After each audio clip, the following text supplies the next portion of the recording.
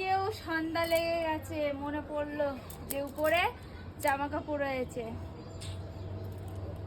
উফ ভগবান, ভগবান পরীক্ষা নিচ্ছে মিষ্টি তুই কত দূর কি করতে পারিস, তার জন্যই এত পরীক্ষা।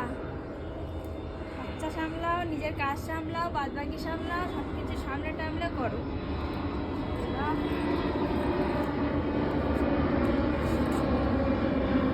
সে সকালে কেচে দেওয়া হয়েছে আর সে যদি এখন নিয়ে যাওয়া হয়। কটা বাজে